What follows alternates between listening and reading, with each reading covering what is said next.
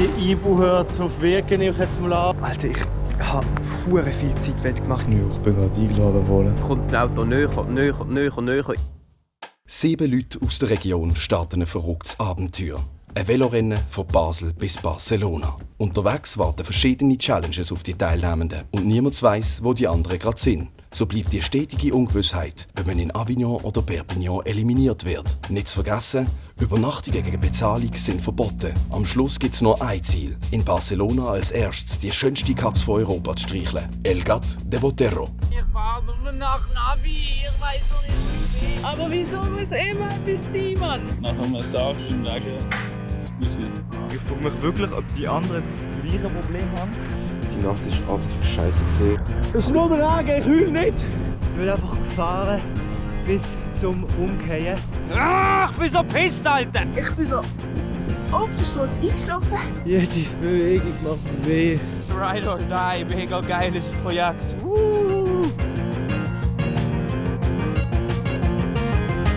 Ich bin nicht aus Kuckuck!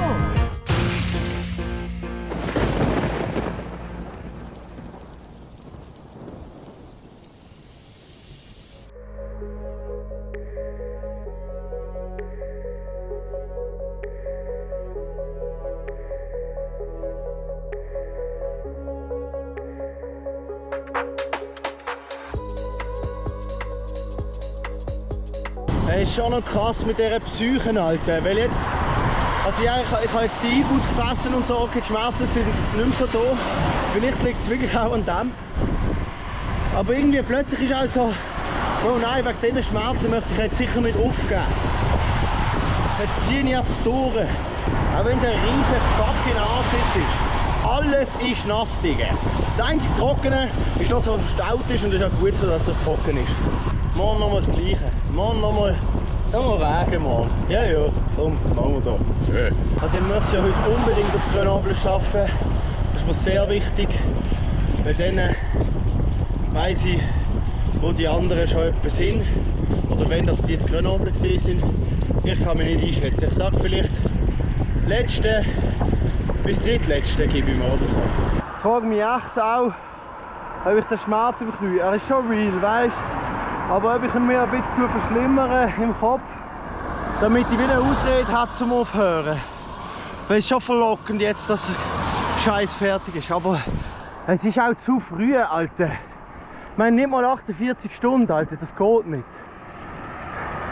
Ab Tag 5, sage ich, ist so etwas akzeptabel. Aber noch nicht jetzt.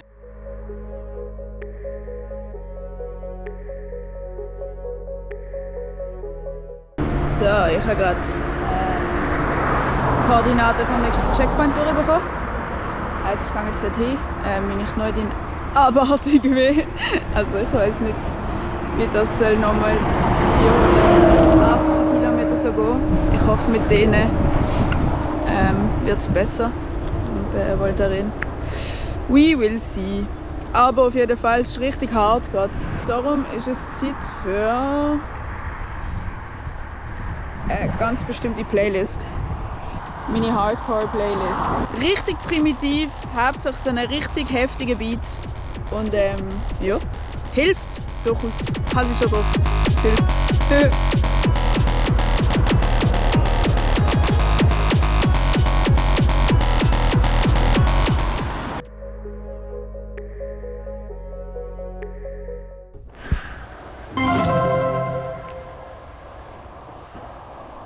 Es ist so hässlich gerade. Das ist schon einer von den wie sagt man, most challenging days of my life. Einer von den herausforderndsten Tage in meinem Leben. Meine Socken sind komplett durchnässt, aber schon seit heute Morgen, schon den ganzen Tag. Gar nicht nice. Es ist so hässlich. Es schifft den ganzen Tag. So, jetzt gehen wir mal unterschreiben. Ich habe vorher gesehen, dass trotzdem noch niemand vor mir ist, trotz meiner sehr vielen Stunden Schlaf letzte Nacht. Krass. Juhu!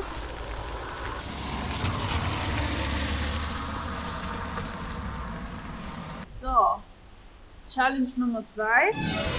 Baue einen Steinturm mit mindestens 10 Steinen. Die Zeitstrafe ist 15 Minuten pro fehlendem Stein. Diese Challenge darf auf der Strecke bis zum nächsten Checkpoint gemacht werden. Hier hat es gerade nicht so geile Steine. Das heisst, ich nehme die Challenge mit und mache die ein bisschen später. Meine Stimmung ist langsam wieder oben. Ich hatte recht Mühe, als ich an Checkpoint 2 war. Also dort ist es wieder besser gegangen, weil dann habe ich gesehen, dass ich immer noch auf Platz 1 bin. Aber bis dorthin war es richtig anstrengend. Es hat eigentlich die ganze Zeit geregnet und meine Knie machen so unglaublich weh mittlerweile. Also ich bin mit durchschnittlich vielleicht 20 km pro Stunde gefahren oder noch weniger.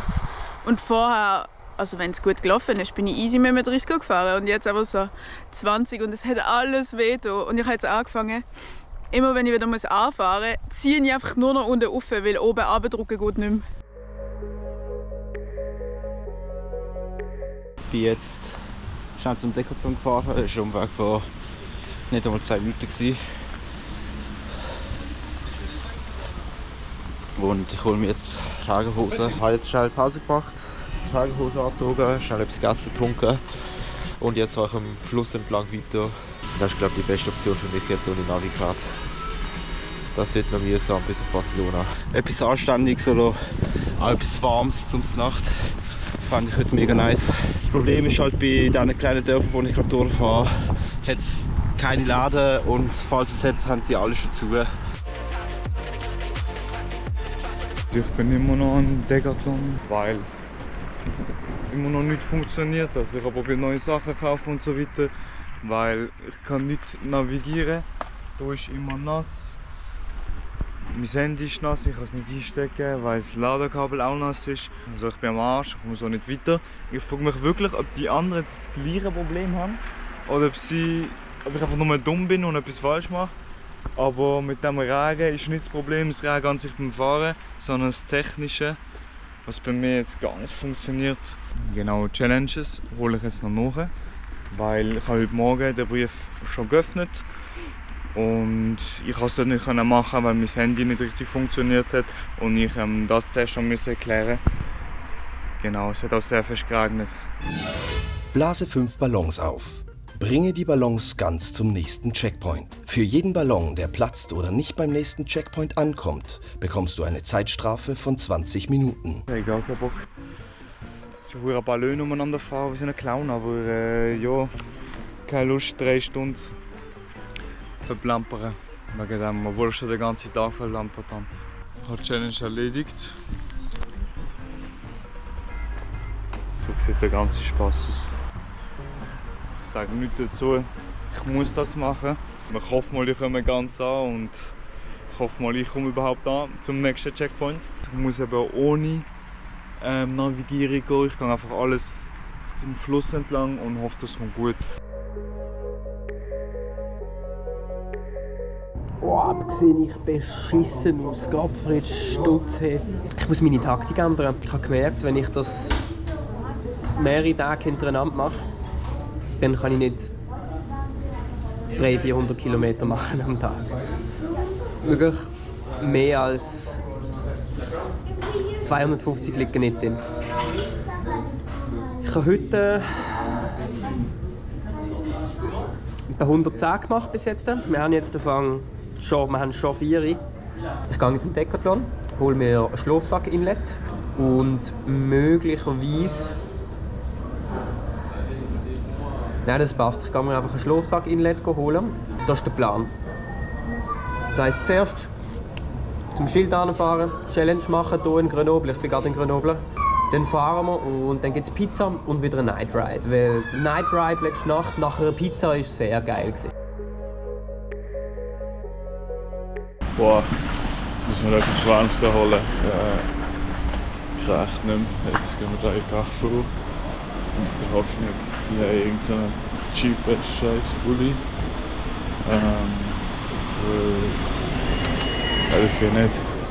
Ich war so am Schlottern vorher. Oh mein Gott. Das ist so groß. Ah, let's go.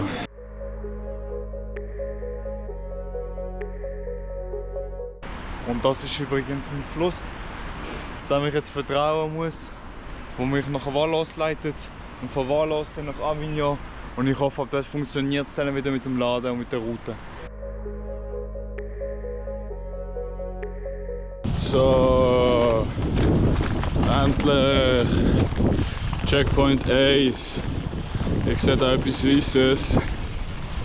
Ich glaube, das ist der Spot. Ich habe schwer den Verdacht, ich bin letzt. Okay. Sick. Ich kann es halt fast nicht mehr lesen. 1, 2, 3, 4. Ah! Ist gar nicht letzt. What the fuck? Okay. Clarissa, ja, verdiente Krone. Queen, Mann. Fucking sick. Blase 5 Ballons auf. Bringe die Ballons ganz zum nächsten Checkpoint.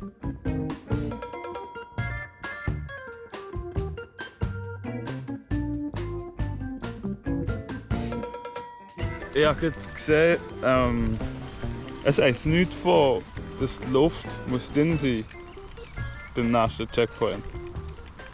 Er darf einfach nicht platzen. Er muss ganz sein. Aber das heisst nichts von, die Luft muss drin sein.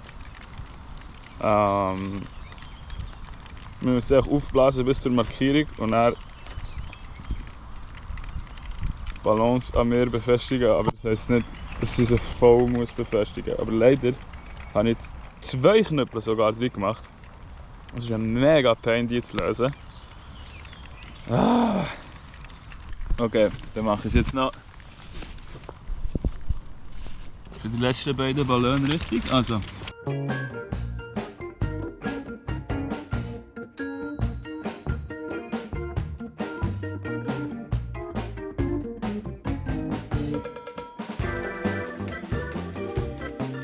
Ja, und jetzt die. Ja, die anderen 3 sind, glaube ich, halt verloren. Ich kann das nicht mehr lösen. So, jetzt kurz vor Abfahrt, jetzt habe ich die hier noch angebunden. Man darf sie jetzt nicht mehr bewegen. Ja, der ist Scheiß. Eben 2 habe ich noch gehackt, aber die anderen ja, schaffe ich nicht mehr aufzutun, leider. Ja, noch. Life's tough. Weiter geht's. Ich präsentiere euch, dass ich mit mir am Decathlon gehe. Merino-Socken, wenn wir frieren die Füße ab. Isolierten Biwaksack, damit ich am Strassenrand kollabieren kann. Merino dünne Pulli und ganz viele Shells und Regeln, weil ich habe zu wenig von diesem Zeugs.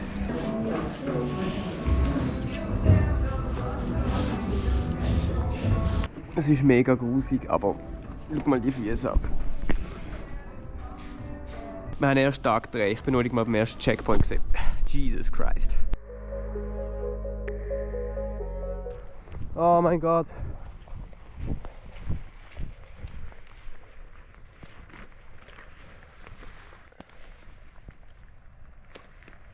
Hä? Ich check nicht, was da drauf steht. Es ist alles komplett verwaschen. Schaut mal. Blase 5 Ballons auf.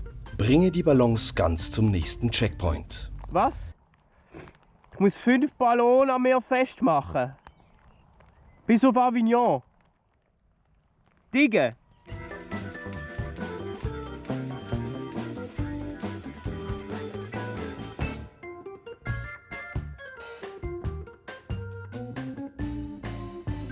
Na dann! Ich habe jetzt ein Ballon an meinem Velo. Das kommt jetzt mit mir mit. Oh mon Dieu, oh mon Dieu. Ich würde sagen, weiter zu, oder? Du hast es doch noch nach Grenoble geschafft, oder? Ich habe es effektiv geschafft und auch ins richtige Grenoble, wie wir erfahren haben. Ich habe mich eben gestern noch mal gefragt, wie hätte das passieren mit dem Verfahren mit dem Louis. Ich habe noch mal ein bisschen auf Google Maps rumgespielt und habe mit Schrecken feststellen, es gibt 2 Grenoble. Eins ist unser Grenoble, wo der Louis jetzt ist, und das andere ist ein Vorort von Lyon. Ja, du hast ja nicht gesagt, zu welchem Grenoble ich muss fahren. Ja, eigentlich Aufgabe unklar formuliert, oder? Ja, eigentlich schon. Ich nehme die Schuld auf mich. Das ist jetzt wirklich eine sehr spezifische Lektion, die ich gelernt habe. Immer googlen, ob es andere Orte gibt, die gleich heißen. Ja, weiter geht's, oder? Ja, weiter geht's. Ich habe hier ein kleines Örtchen gefunden mit Supermarkt und keiner. Mit dem Gebäude hier. Und hier ist Blumenfabrik. Ich hole mir etwas zum Essen und für jetzt und für die Nacht. Ich kann einfach nicht zu viel einkaufen, weil ich fast keinen Platz habe. Ich habe heute Morgen schlecht gepackt. Ich habe mir für die Nacht eine Kiste geholt mit Thunfisch und Tomaten. Mal schauen, ob das schmeckt. Aber es sieht geil aus. Ich packe es jetzt noch irgendwo ein, dass es nicht zu fest nass wird bis heute Nacht. Und dann mache ich mich langsam wieder auf den Weg, weil es ist richtig kalt wieder in den nassen Kleidern. Und ich habe gar keinen Bock mehr. Das und klassische Musikballen. Beste ist Shoutout an die Platzlist. Läuft gerade richtig gut mit der Musik. Ich weiß nicht wieso, aber Klassik ist am geil.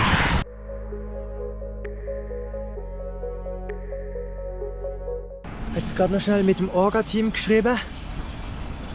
3 Ballons sind tatsächlich okay, so, das heisst, ich kriege nur 40 Minuten Strafe. Das ist schön, aber das lässt mich jetzt natürlich auch darauf schließen, dass wahrscheinlich die Clarissa wahrscheinlich hat sie keine Strafe bekommen wegen diesen Ballonen.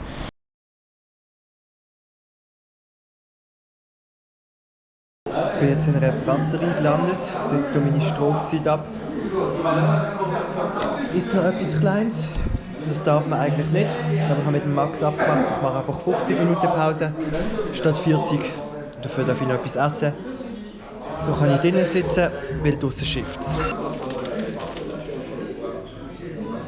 Jetzt habe ich aber doch noch einen Artikel gefunden, der mich sehr interessiert hat und den ich durchgelesen habe. Schaut mal. In Spanien ist ein Tapir geboren. Ich als überzeugter Astrologe habe natürlich noch mein Horoskop durchgelesen. Ich bin Leu. Schaut mal, was da steht. Ich weiß nicht, ob man es erkennt. Da steht Reposez-vous. Erholen Sie sich. Seich. Völliger Seich. Sag doch, das stimmt nicht. So, liebe Leute, meine Strophe ist abgesessen. Ich fahre jetzt so schnell wie möglich zum Checkpoint und ich hoffe, dass ich wirklich ein bisschen näher dran bin. Die Ibu hört auf Wege, nehme ich jetzt mal an oder so. Hey, der Schmerz ist wieder schlimmer. Und einfach damit sie nicht ohne Kampf aufgibt, fahre ich jetzt noch auf Grenoble. Es sind jetzt noch 50 Kilometer. Das ist eine machbare Distanz. Aber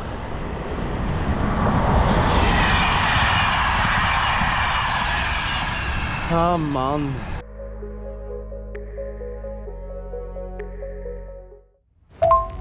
Hey Leute, die Schmerzen werden immer wie böser. Ich werde jetzt, habe noch 50 Kilometer bis Grenoble und dort werde ich aufgeben. Links bietet sich jetzt langsam auch so an. Das macht keinen Sinn mehr für mich. So, jetzt habe ich es definitiv entschieden. Es geht nicht weiter. Also weiter geht es noch bis Grenoble und dort geht ich auf. Nach ein bisschen über 48 Stunden.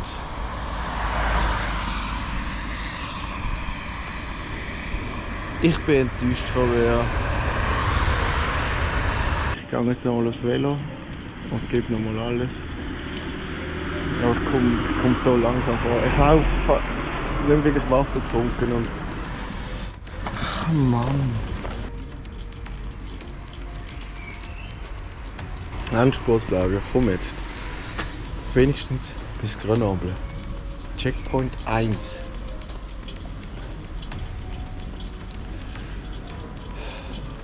Boah, bald habe ich es geschafft, bald bin ich im Checkpoint.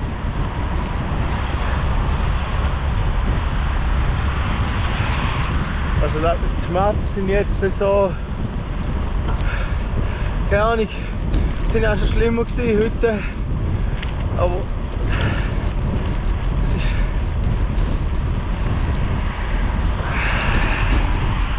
das ist einfach eine riesige Bisserei, Alter. Der Regen hat mich gebrochen. Ich sage, die Schmerzen sind scheiße, aber der Regen hat mich gebrochen. Ich glaube wirklich, ohne den Regen hätte ich mit diesen Schmerzen noch eine Nacht länger gemacht. Oder wenn ich gewusst hätte, was morgen Sonnenschein ist, hätte ich vielleicht gesagt, komm, ich probiere noch mal. Aber Alter, ich weiß auch nicht. Eine Etappe geschafft. Hallo, ich bringe noch schnell fertig, was ich muss fertig bringen. Selber sogar mal.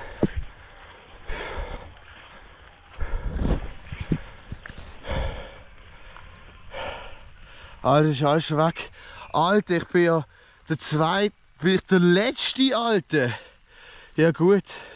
Ja, ich habe es maßlos unterschätzt. Und ja, ich muss das nachher alles noch auf mich sacken lassen und noch schnell eine Analyse machen, wenn wir den Akku haben. Und bei mir sind ich bin völlig knapp der Schuhe jetzt. Machen wir zuerst das Velo und so rein. Tschüss zusammen, gutes Race den anderen noch.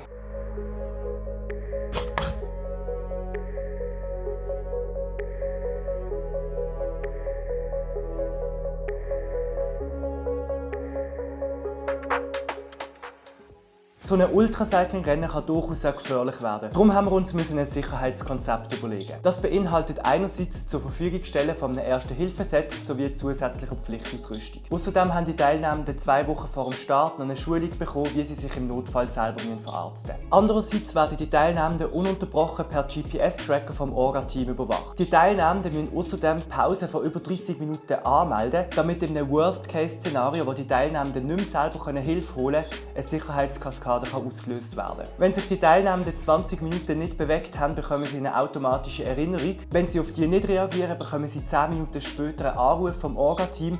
Und wenn sie hier wieder nicht reagieren, dann liegt es im Ermessen vom Orga-Team, ob eine Ambulanz geholt wird, ob Safety Car vorbeigeschickt wird oder ob noch abgewartet wird.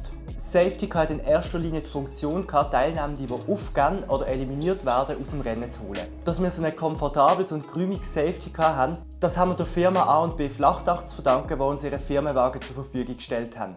Darum bin ich dort vorbeigegangen und habe mit dem Inhaber, mit dem Andreas, geschwätzt. Andreas Alt ist mein Name. Ich bin Geschäftsführer und Inhaber von der A&B Flachdach AG. Wir sind ein traditionelles Familienunternehmen, spezialisiert auf Flachdach, wie der Name sagt, und Spenglerarbeiten. Wir dürfen tolle Projekte machen und selbstverständlich freuen wir uns über jede Kontaktaufnahme. Es ist uns nicht zu gross oder zu klein. Wir machen auch ganz einfache Dächer, kleinere Dächer, auch Garagendächer, machen wir oft sehr gerne. Falls du jetzt vielleicht kein Flachdach brauchst, aber für auf den Sommer noch eine Lehrstelle im handwerklichen Betrieb als Spengler suchst, könnte A&B aber auch für dich interessant sein. Die Mitarbeiter, die ich vor Ort kennengelernt habe, sind alle richtig cool drauf gewesen und neben einem sympathischen Team bekommst du auch sonstige Benefits, wie zum Beispiel ein gratis U-Abo, ein gratis Handy-Abo und sogar Prämien für gute Leistungen in der Schule oder beim Arbeiten. Melde dich gerne bei ihnen, hier ist die E-Mail-Adresse eingeblendet. Jetzt wünschen wir Flavio eine gute Fahrt auf Barcelona, da hat sich die Erholung verdient. Und für alle anderen geht es jetzt weiter. Ich melde mich wieder. Ich habe gerade jemanden gefragt, ob es irgendwo in der Nähe ist, weil ich fahre jetzt echt schon so lange genau diese Route hier. Und ich habe mich gefragt, gibt es da noch irgendetwas? Er meint, in 20 Minuten habe ich bei Veni oder so, nein, Wine heisst, kann ich rausgehen, etwas trinken holen, etwas essen holen. Sehr gut zu wissen. Ich habe viel zu wenig mitgenommen. Zum Glück kann ich mein Handy jetzt mal trocknen lassen. Es ladet wieder. Ich glaube, ich bin nicht ganz richtig, aber das Ziel war schon wahllos und jetzt bin ich irgendwo falsch abgedriftet, weil ich kein Navi habe. Ja, wir schauen jetzt, wie es kommt.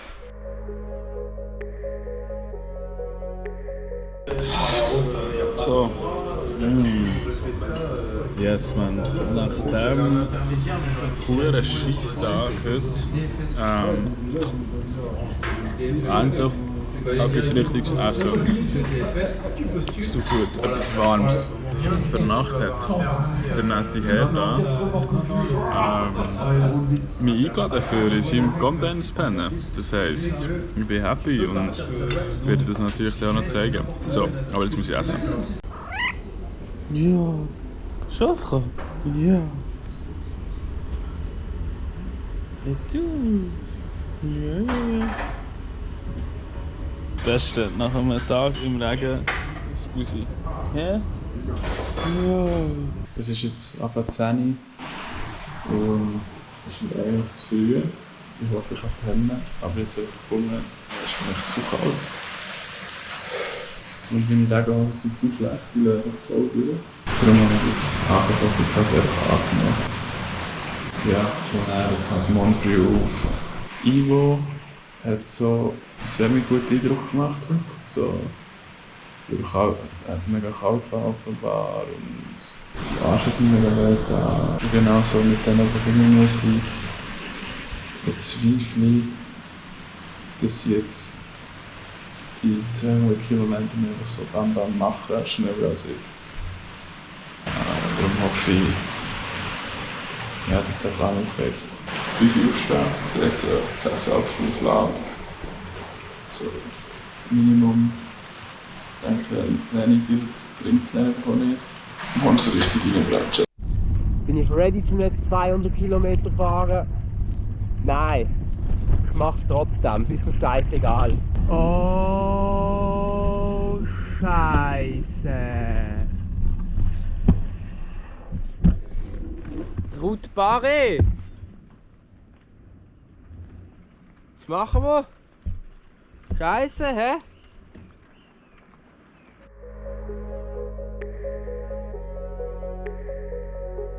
Es ist nass, es ist kalt und ich habe seit etwa 30 Sekunden gute Laune.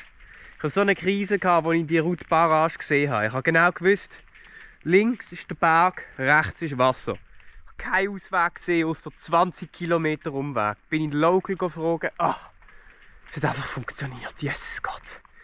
Vorher noch ein bisschen Stress gehabt mit GoPro-Halterung, die Akkus sind leer gewesen, Handy leer. Neben dem, dass ich ein scheiß Ultracycling-Event mache, was für mich crazy ist, dass ich das mache. Wieso? Wieso mache ich das? Da habe ich das alles geregelt und jetzt habe ich gefunden, komm, gönn dir einen Snooze. Und jetzt freue ich mich wieder.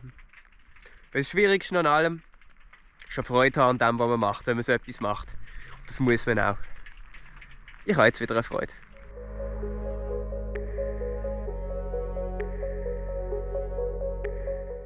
Es geht relativ gut. Mein Ziel ist weiterhin, seit ich merke, dass es eigentlich so gut läuft, probiere ich morgen zu oben in Barcelona zu sein, weil ich habe keinen Bock, noch 2 Nächte draussen zu schlafen. Und je mehr ich da Richtung Mittelmeer komme, ist es mega schwierig zum draussen zu schlafen. Also ein kurzes Näppchen wird es vielleicht tun. Mein Ziel ist ja bis jetzt immer gewesen, möglichst Nationalstraßen, dass der Asphalt möglichst nice ist.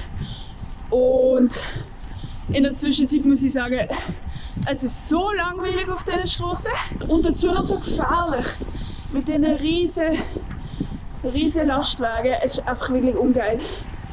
Und jetzt bin ich stattdessen auf dem Via Rona. Neu, denen geht es wieder besser. Ich habe angefangen, immer wenn ich wirklich Kraft aufwenden muss, nur noch aufziehen und nicht runterdrücken. Und das hilft sehr. Jetzt bin ich gerade einen Podcast über einen Kreuzzug am Hören. Ich habe mittlerweile schon etwa 20, 30 Podcasts gehört, sicher. Ich habe mich gerade durch 3 Barragen durchgeschlängelt, weil ja, ich da durchgehen. Und ich habe so gedacht, ja gut, ja, die sind ja nicht am Arbeiten. Und jetzt bin ich bei der 3. durch und jetzt sieht es so aus. Ja. Und das ist ein bisschen schwierig. Also ich könnte mich schon entlang schlängeln, aber es wäre nicht so ganz fair. Aber der Umweg ist riesig. Ich muss jetzt mal schauen, wie groß der Umweg ist. Okay, es sieht so aus, als wäre der Umweg gar nicht so groß. Also mache ich das jetzt. Das ist einfach kacke, weil jetzt wird es dann gerade dunkel. Und ich denke, ich komme noch ein bisschen weiter. Mein Reifen hat richtig, was ist das? Viel Luft verloren. Aber ich weiss nicht, ob ich ihn wechseln soll oder ob ich ihn einfach mal probieren aufpumpen.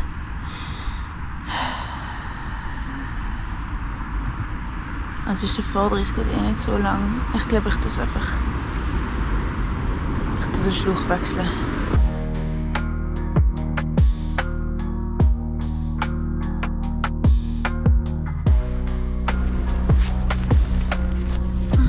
Und jetzt kommt meine Geheimwaffe, die ich ganz neu habe.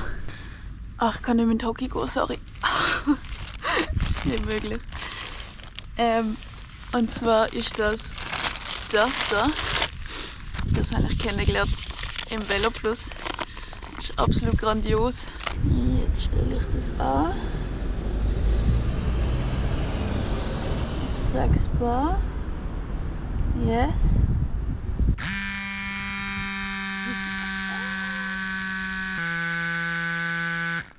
Ich bin erschrocken. So. Das heisst, jetzt haben wir da wieder 6 Bar drauf.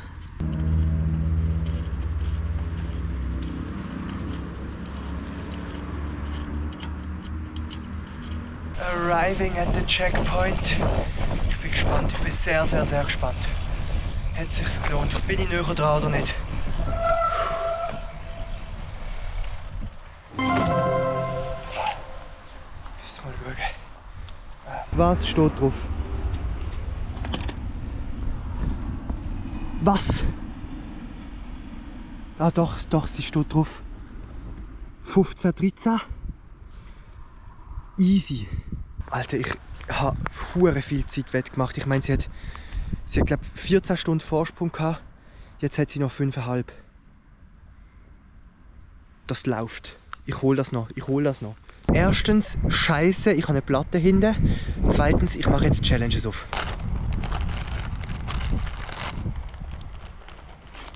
Challenge 2. Philippe Lebel. Baue einen Steinturm mit mindestens 10 Steinen. Diese Challenge darf auf der Strecke bis zum nächsten Checkpoint gemacht werden. Ich würde sagen, die machen wir irgendwo am Strand. Vielleicht, wenn es schon wieder hell ist, wenn ich dann noch unterwegs bin. Jetzt muss ich zuerst eine verdammte Platte flicken, schießt mich grusig an im Fall. Wisst ihr wieso? Weil ich mein Velo an einen Baum gelernt habe. Sicher, weil es dort drinnen hatte. So etwas Dummes. Aber zuerst gibt es Werbung. Ich habe einfach genau auf diesen Moment gewartet. Für das Placement für den Velo Plus. Schaut euch die Pumpe an. Die ist saugeil, die ist leicht und man kann damit normal pumpen. Die gibt es zum Beispiel beim Velo Plus. Und die nimmt vielleicht ein bisschen mehr Platz weg, ist aber wirklich top. Ich würde mich also Huren anschiessen, wenn ich eine Platte hätte und so eine kleine Handpumpe dabei hat. Also gut, der Platte ist keine Platte mehr. Aber ich habe jetzt sicher noch mal eine halbe Stunde verloren. So ist es. Aber wenigstens habe ich nicht kalt bekommen in dieser Pause.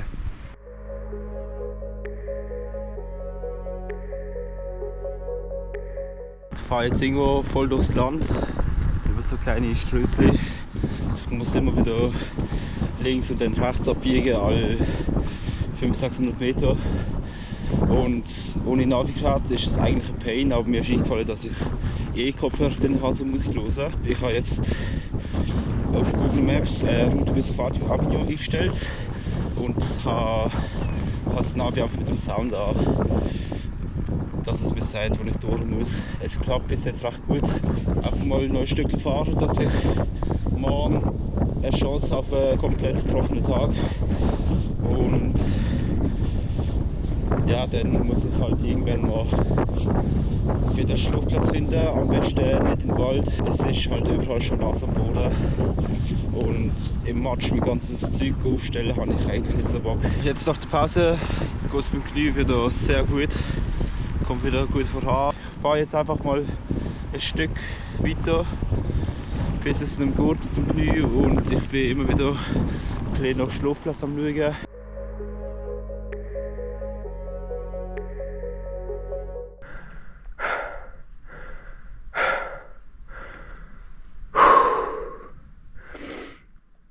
Oh shit.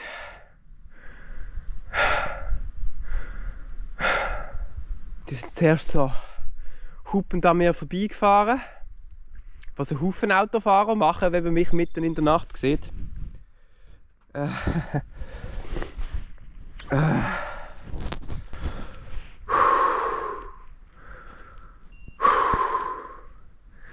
Die sind die so hinter mir, neben mir angefahren. Ich dachte, das ist vielleicht Safety Car oder so, der mit mir reden will. Dann hört die plötzlich Französisch reden, kommt das Auto näher. Irgendwann musste ich voll auf die Bremse treten. Mein erster Gedanke war, die wollen mir das Velo abknöpfen. Ich habe Angst, die rauben mich aus. Was man sieht, sind aber ich bin am Zittern und zwar nicht nur von der Kälte. Ich chill jetzt ganz kurz. Und ja, dann fahre ich weiter, oder? Boah, das war richtig krass. Also ich war einfach am Fahren, etwa auf die Zähne zu oben. Ich habe mir nichts Böses gedacht. Ich war ein bisschen probieren, Kilometer machen noch in der Nacht, ein bisschen neu ankommen. Fahre ich in einem Dörfli vorbei, sehe ich eine Gruppe Jugendliche in einem Drecksauto chillen und gelangweilt aussehen, schnurren und witzeln miteinander. Ich habe gedacht, das ist sympathisch, sehe ich ein bisschen Dorfjugend, was die so machen. 5 Minuten später sehe ich, kommt ein Auto hinter mir. Ich dachte, okay, die überholen mich, ich bin schön an den Rand gefahren. Merke ich plötzlich, okay, die werden langsamer, die fahren links neben mich an. Plötzlich werde ich auf Französisch angepöbelt von links und dann kommt das Auto immer näher und näher und näher an mich an. Dann habe ich gemerkt, Scheiße, die wollen mich von der Straße abdrängen. Und dann habe ich Vollbremse gemacht und bin gerade nach links in die erste Seitengasse rein.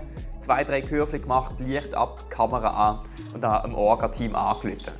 Und das ist wirklich in dem Moment, ich habe wirklich gedacht, ich werde einfach ausgeraubt. Weil ich auch mal YouTube-Video gesehen habe, wo Ultracycling gemacht hat, wo etwa in der gleichen Situation sein Velo losgeworden ist, sein Schöne. Im Lager angekommen, es ist ein Baum in einem Feld von einem Bauer.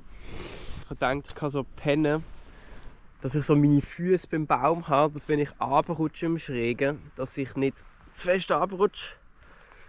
Und ich bin mega müde. Oh mein Gott, ich habe heute irgendwie 200 irgendetwas Kilometer gemacht. Mir ist ein bisschen schlecht. Oh, ich will nur pennen. Und ich gehe jetzt pennen. Gute Nacht. Ja, ich bin gerade eingeladen worden zu einem Haus, aber ich möchte natürlich nicht so viel zeigen, wie es aussieht und so.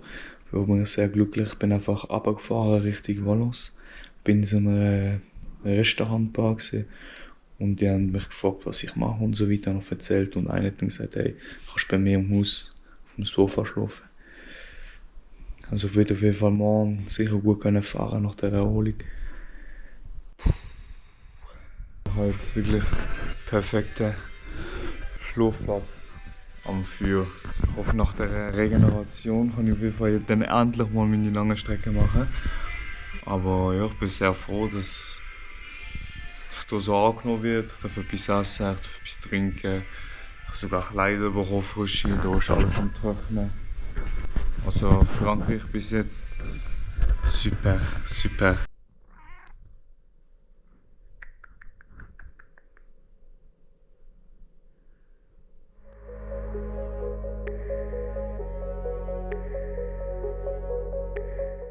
Es hat auf dem Weg auch immer wieder so verlassene Tankstellen, die nicht von der Seite windgeschützt sind, aber überdacht. Es ist halt sehr öffentlich, wenn ich hier will schlafen und auf das habe ich gerade weniger Bock. Ja, ich kann mich noch nicht ganz überwinden, an einer Tankstelle zu schlafen.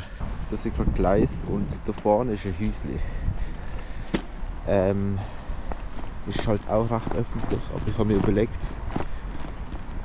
das Zeug, das hier innen ist, rauszukommen schnell und dann einfach hier innen schlafen. Es ist mega viel Scheiß hier innen. Sieht gerade verdammt räudig aus. Es ist halt recht eng und zum hier Platz zu schaffen, dass ich anständig liegen kann, ist jetzt scheiße. Ich habe das Zeug jetzt mal aufgestellt. Das Mäppchen hat quer und Platz. Ich habe das Tab noch auf den Boden gelegt als Unterlage, damit das Mäppchen nicht kaputt geht und dass ich halt auch einfach ohne Schuhe hier kann stehen, ohne voll in Dreck zu stehen. Es ist sehr räudig, hier liegt einfach Abfall. Es ist alles voll verstaubt, aber es ist regengeschützt, es ist halbwegs windgeschützt. Ich kann mein Zeug so aufhängen. Ich weiss halt nicht, ob es dann hier von dieser Seite dann wird reinregnen. Ich habe heute laut Google Maps fast 200 km zurückgelegt. Das ist schon mal sehr stabil für das, dass mein Knie immer wieder noch weh macht. Wenn ich in diesem Tempo weiterfahre, habe ich 200 km am Tag, etwa 5 Tage. Das ist für mich in Ordnung.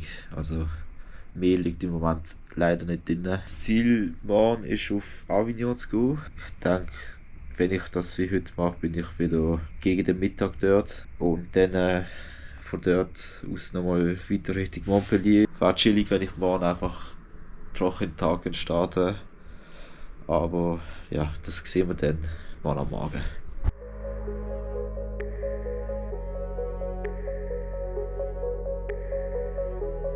Es sieht nach Gegenwind aus nachher an der Küste. Das Ding ist aber, der Gegenwind wird je später, desto stärker. Das heisst, ich muss Gas geben. Morgen so 4, 5, 6 kommt es richtig entgegenpeitscht. Jetzt ist das Ziel, mal ans Meer zu fahren. Es hat zwar auch ein bisschen Gegenwind, aber es ist relativ verhalten. Ich habe jetzt auf Wollsocken gewechselt. Leider sind meine Schuhe natürlich immer noch komplett durchnässt. Aber dann ist es nicht nass und kalt, sondern hoffentlich nass und warm. Fazit bis jetzt noch kurz. Also ich sagen, Tag 2 unterscheidet sich wie Tag und Nacht vom ersten Tag. Aber am Punkt, wo ich gesehen habe, wie viel Vorsprung Clarissa hat, hat sich ein Schalter in meinem Kopf umgelegt und es ist einfach nur noch um Pushen gegangen. Und Tag 3, morgen, ist Selbstzerstörung. Es wird gottlos. Und dann wird gefahren, während du schläfst, liebe Clarissa. Wenn du noch wüsstest, dass ich dich noch vor Perpignan einhole, dann würdest du jetzt nicht schlafen.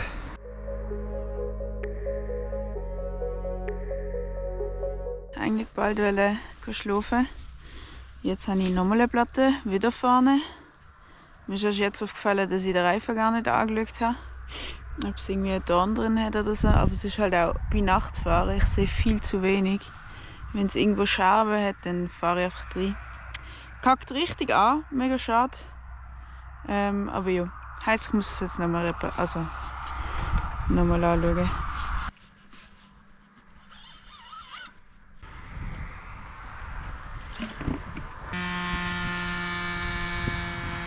Ich gehe jetzt kurz nappen. Sehr erlebnisreicher Tag gewesen. Mit unglaublich schlechtem Wetter am Morgen. Kalt. Und Knäuweh. Und das ist nicht mehr weggegangen. Also doch, es ist wieder weggegangen. Boah, ich erzähle irgendeinen Scheiß mittlerweile. Ich komme nicht mehr raus, was ich erzähle. Ich habe mega Knäuweh am Morgen. Und es ist gegen Nachmittag wieder feiner geworden. Wahrscheinlich sind ein paar jetzt richtig am Gutzi geben. Ich hoffe, sie holen mich nicht rechtzeitig ein. Ich bin jetzt auch noch mal lang gefahren, aber halt 2 Platten gehabt. Mein Schlafplatz heute, einfach auf der Seite von einer Strasse. Und es kratzt mich null. Ich habe nicht das Gefühl, dass jemand wirklich in der nächsten Stunde. Ich glaube, es ist ja voll etwas anderes, ob man weiss, dass man nur für eine Stunde da ist oder die ganze Nacht und wirklich lang. Das verändert die Situation ein bisschen. Voll. Sonst, ich glaube nicht. Bis in einer Stunde. Ich habe in einem nassen Plastiksack gepennt, um nicht zu erfrieren. Das war wohl nichts. Auf den körperlichen Zustand. Irgendwann fällt das alles zusammen. Wir haben keine Ahnung, wie schwer es ist, Velo zu fahren, wenn man physisch seinen Kopf nicht mehr lüpfen kann. Aber kämpfen! Weitermachen!